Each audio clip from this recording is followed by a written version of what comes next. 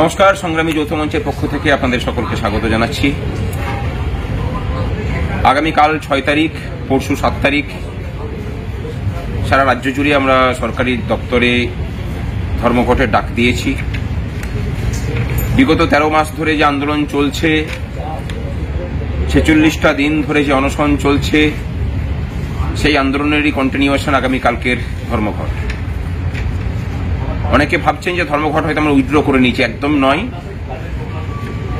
সরকারের তাবেদার কিছু মানুষজন আছেন, তারা এসব অপপ্রচার করছেন। ধর্মঘট যেমন ছিল সেরকম হবে। সরকার যেহেতু কোনো নোটিফিকেশন পৃথকভাবে দেয়নি, সুতরাং তারা মেনেই নিচ্ছেন যে ধর্মঘট করাটা আমাদের অধিকারের মধ্যে পড়ে। যদিও এর পূর্বের ধর্মঘটের যে নোটিফিকেশন সেটাকে আমরা স্যাটে এবং হাইকোর্টে চ্যালেঞ্জ করে রেখেছি। এই মতাবস্থায় ধর্মঘট করতে আর কোনো বাধা নেই। আপনারা নির্ভয়ে নিশ্চিন্তে ধর্মঘট করুন।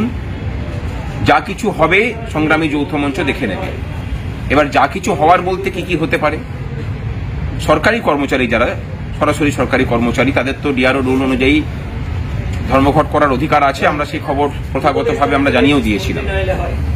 অস্থায়ী কর্মচারীরা যেহেতু নাগরিক অধিকার ভোগ করেন, তাদেরও ধর্মঘট করার অধিকার আছে। মাননীয় শিক্ষক শিক্ষিকাদেরও ধর্মঘট করার অধিকার আছে, যেহেতু তারাও নাগরিক অধিকার ভোগ করেন। আর সংবিধান যেহেতু ধর্মঘটের অধিকার দিয়ে রেখেছে, সুতরাং বাধা কিছু নেই। সর্বোচ্চ যেটা করা যেতে পারে সেটা একদিনের বেতন কাটা, কিন্তু সেই একদিনের বেতন কাটার মতো পরিস্থিতিও এবারে নেই, কারণ 7 তারিখ থেকে 14 তারিখের মধ্যে যে কোনো দিন ভোট ঘোষণা হবে। এই পর্বে এত মানুষের ধর্মঘটের তাদেরকে শোকজ করার এইসব সম্ভাবনা বিন্দুমাত্র নেই। এই এত অনুকূল পরিস্থিতিতে দাঁড়িয়েও যদি আমরা ধর্মঘট করতে না পারি, তাহলে বুঝেই নিতে হবে যে আমরা চাই আন্তরিকভাবে যে দুর্দশা, যে বঞ্চনা চলছে, সেই বঞ্চনাটাই ঠিক। আমরা এতেই খুশি।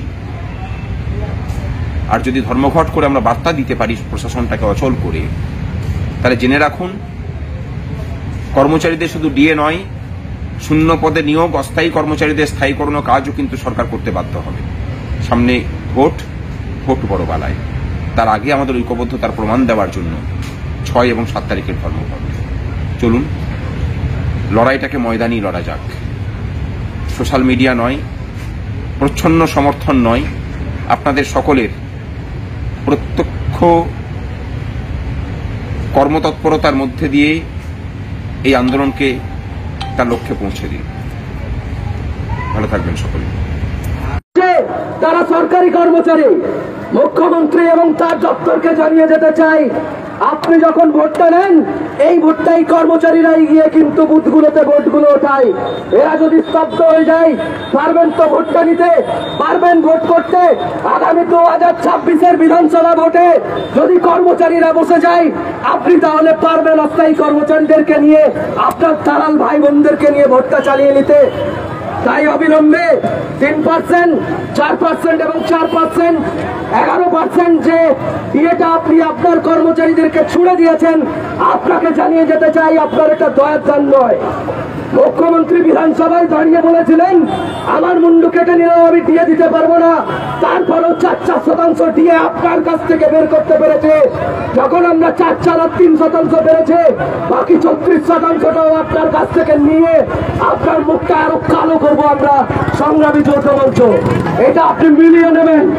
আগামী দিনের যে ভোট আসছে, সেই ভোটে যদি টিকেও থাকতে চান, সারা রাজ্য জুড়ে আপনি যেখানে যেখানে প্রচার করবেন ভোটের জন্য, যেখানে যেখানে আপনি বলবেন যে উন্নয়ন করেছেন, সংগ্রামী যৌথ মঞ্চের এই মানুষগুলো সেখানে পৌঁছে আপনার প্রশাসনের যে নগ্ন চেহারা, সেই চেহারাটাকে তুলে ধরবে। কারণ আঙুল তুলে বলার মতো কিছুটা কলকাতার রাজপথ নয়, পশ্চিমবঙ্গে আজ তৈরি হয়ে গেছে বিভিন্ন অঞ্চলে অঞ্চলে, গ্রামে গ্রামে।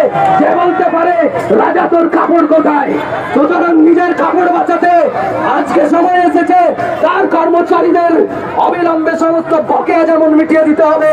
আমাদের পশ্চিমবঙ্গে পড়াশোনা করা সেই সমস্ত ছেলে মেয়ে যারা পশ্চিমবঙ্গের বাইরে চলে যাচ্ছে, তাদের চাকরিটা দিতে হবে।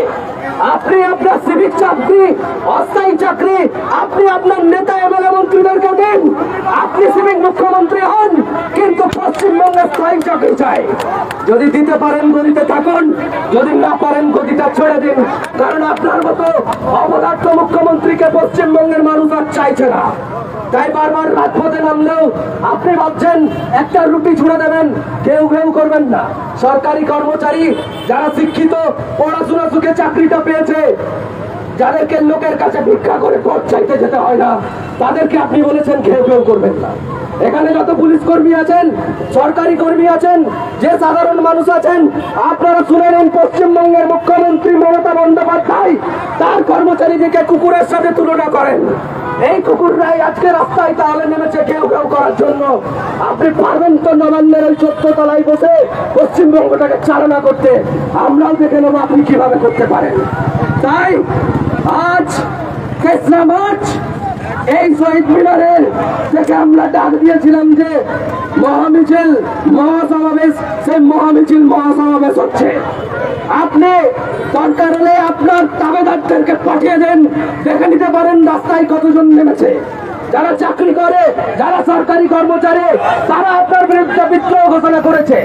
একটা সরকারকে টিকে থাকতে হলে সেই সরকার যদি কর্মচারীর সাথে লড়াইয়ে নামে, কোনোদিন টিকে থাকতে পারেননি। যদি আপনি চান ভারতবর্ষের ইতিহাসের পাতাগুলো উল্টে একটু দেখে নিতে পারেন। আপনি তো দূর চাই, এর আগে বহুজন রুতি মহারুতি ভেবেছিল গদিটা চালিয়ে নেবে চুরি ঘুষ ডাকাতি করে। আপনি পারবেন না, কারণ যারা লড়াইটা করছে তারা শিক্ষিত শ্রেণীর মানুষ। চোখে চোখ রেখে বলছে, চোখে চোখ রেখে কলকাতার রাস্তায় দাঁড়িয়ে বলে যাচ্ছে যে উলঙ্গ রাজা চায় না, রাজা যদি উলঙ্গ হয় প্রজাদের দুরবস্থা হয়। সুতরাং এবার সময় এসেছে, সেই প্রজারা আপনার কাছে কৈফিয়ত চাইছে। জবাব থাকলে জবাব দেন, জবাব থাকলে জবাব দেন। 410 দিনের উপর আন্দোলন চলছে। নবান্ন থেকে আপনার একটা প্রতিনিধি দলের আসার সময় হলো না? আপনার লজ্জা লাগা দরকার যে আপনার ডিপার্টমেন্টে এমন কোন যোগ্য প্রতিনিধি আপনি নির্বাচিত করতে পারেননি যে এসে তার কর্মচারীদের সাথে বসে একবার আলোচনা করতে পারে। মুখ্যমন্ত্রী তার কর্মচারীদের সাথে আলোচনা করে সমস্যা মেটায় না। জেনে রাখুন, এখানে দোকানদার থেকে সাধারণ মানুষ, আপনাদের অবস্থাও কিন্তু সেরকমই হবে। যেভাবে শাহজাহান দিনের আলোতে অপরাধ করে ঘুরে বেরিয়ে পুলিশের কিছু উপর মহলের মদতে এতদিন লুকিয়েছিল, ঠিক সেভাবেই আপনারাও জেনে রাখুন আপনাদেরও দুরবস্থার দিন আসছে। চাকরিটা আপনাদের চুরি করেছে এই মুখ্যমন্ত্রী।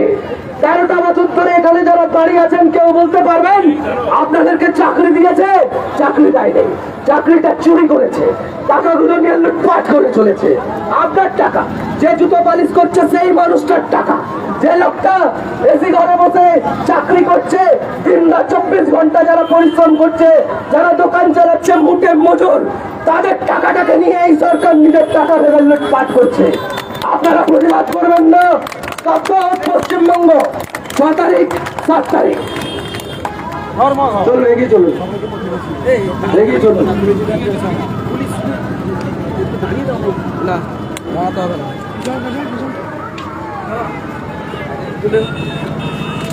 সংগ্রামী সংগ্রামী সংগ্রামী যৌথ মঞ্চ জিন্দাবাদ, সংগ্রামী যৌথ মঞ্চ জিন্দাবাদ, সমস্ত অবসরপ্রাপ্ত কর্মচারীদের সাথে সংগ্রামী যৌথ মঞ্চ লড়ছে, লড়বে।